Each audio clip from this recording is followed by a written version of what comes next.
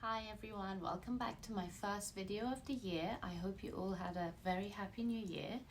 Of course, since it's January and the pressure is on, I wanted to do this week's video on New Year's resolutions. And to be perfectly honest with you, I'm one of those people who's never really set New Year's resolutions, and I'm kind of against them. And I'll explain why. But if it works for you, and you can keep at it, great. Do what works for you. But for most of us who are like me, we tend to fail our New Year's resolutions within the first 3 weeks of January. And then we're left feeling very deflated and demotivated and just walking around feeling like a failure. So I wanted to discuss what really are New Year's resolutions, why do we feel the pressure to do them, and ways of just doing things that really work for you and catered to your needs, and the way that you can keep at your resolutions instead of having to feel the pressure to make other people happy. If you haven't been to my page, welcome. I'm Hamasa. I look at personal development as well as mental and emotional well-being and day-to-day issues. Please do subscribe so that you're up to date with all my content. And yeah, so like I said, this week's video is on something that I feel like a lot of people feel the pressure of doing, because the question starts from like mid-December onwards. Oh, do you have any resolutions? So on, and it lasts until after like first or second week of January. And for those of us who don't really like making them, it just becomes a bit like you have to say something. And in all honesty, a lot of it's like a recipe for disaster. It's kind of like New Year's resolution / broken dreams, because you set the standard high, your intention is good, you feel the pressure of doing these things to improve yourself and your life, which is one of the things that New Year's resolutions are. They're about, you set these goals for yourself to improve your overall health, your finances, or your relationships, or use your time wisely. So you want to make improvements. The intention is good and the reasoning is good. But what happens is that most times these are things that are not really realistic or feasible. So when we sit in our living rooms all cozy, December 31st, January 1st, January 2nd, and decide to set these goals for the rest of the year, more likely it's things that we're pushing ourselves out of our comfort zones and not things that we usually do. So what are the chances of you keeping them? But you still want to do it because everybody else is doing it. And then the sooner you realize that it's not really for you, it becomes like a big chore, you don't really enjoy it. Then people start asking you and you feel the pressure to go, and then you don't go, and then the cycle of self-fulfilling prophecy that I knew I was a failure, I knew I should have not done this, I can't keep at anything, I'm a quitter. So you start self-sabotaging and putting yourself down, and it affects your confidence.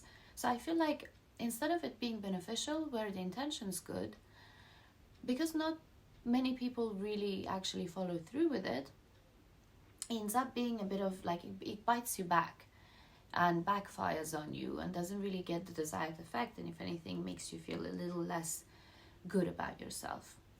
So what I would do, or I would say, is that the way I look at things when I think that I should do something, like learn a new language or attend the gym or eat more healthy, it's like you need to divide it up into 3 categories, and it's things that you need to do, which you will get done because you need to do them. For example, pay your bills. You're going to have to do that. Things that you want to do, most likely you'll end up doing these things because it's things that you actually want. So because you enjoy it, you will go out of your way of doing this. And lastly is things that you should do. And this is where it gets tricky, because things like learning a new language, baking 3 days a week, taking up a cooking class, learning how to bow an arrow, I don't know, It's not things that you necessarily want to do or need to do. It's things that you feel that you should do because it's something new and exciting and it pushes you out of your comfort zone. Great. However, because it's things that you should do, you most likely will end up not doing them. You may do them once or twice, and then you kind of fall off the bandwagon. Why does that happen with things that you should do? It's because they don't come from you. It's not a want, nor is it a need. It's coming from peer pressure, societal pressure, people around you, what you think is the right thing to do. So you do it. And you're doing it to please other people, to shut other people out, to keep up with other people, to compete, to compare. Whatever those reasons are, they're not for you. They're for others. And therefore, they don't feel authentic and good to you, and you end up not doing them. So this is why, if you want to make New Year's resolutions, and it's a good thing to do if you can keep at it, it just gives you a little more structure and things to look forward to, then best way to go about this for people like myself is to probably not do New Year's resolutions, but new month resolutions, because they're a lot more achievable. It's things that are more realistic, and the minute you fall into the habit of doing them month by month, you then become motivated to keep at them. You will see progress, you will see process, you will see results, and it will pay off. So your resolutions become a two-way street. And it's not just give, give, give. So every month, set yourself a certain goal and go at it and do it. And it's a lot easier to keep up at something for 4 weeks than 52 weeks. So if you keep at it for 4 weeks and you really like it, you know you'll continue. If you don't, you try something else. It doesn't always have to be something so crazy. It might be something like, give myself some self-reflection time. It's a great habit to practice, and once you fall into doing that for 4 weeks, it's most likely that you will, if you see the results, then you will probably continue doing it. So set yourself monthly goals, and that way your overall yearly goal could be to keep up at the monthly goals, and overall you feel like you've achieved something, and it's a great sense of accomplishment. The next thing would be is to look at the things that you actually want to do and things you need to do, and the things that you feel like you should, then really they won't work for you. Don't set them as goals.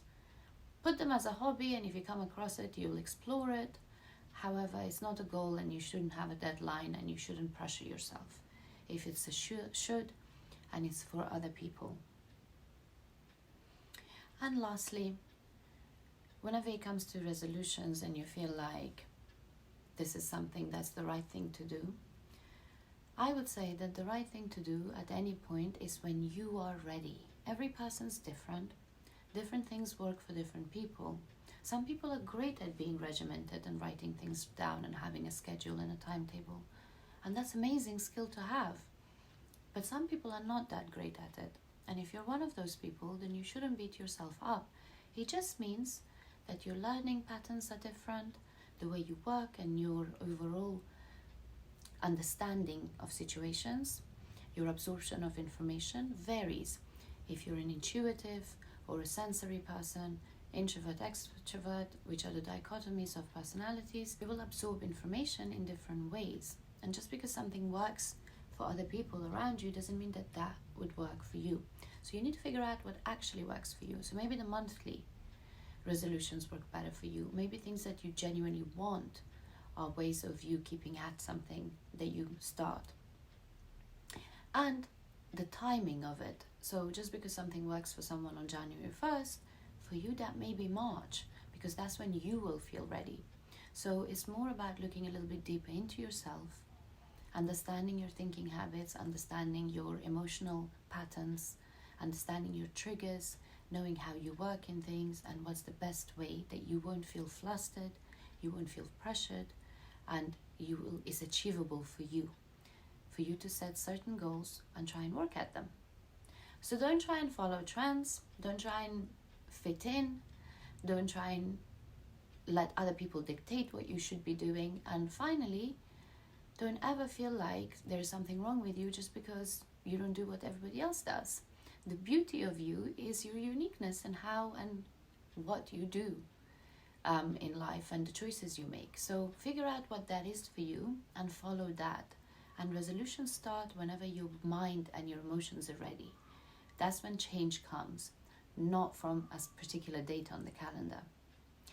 I hope you guys found this helpful. If you have, please subscribe to my page, like and comment on this video, and please do share it with someone who's struggling with their resolutions so that they don't feel so guilty about not keeping up with trends. Thank you so much for watching this, and I'll see you guys here in 2 weeks' time. Mwah.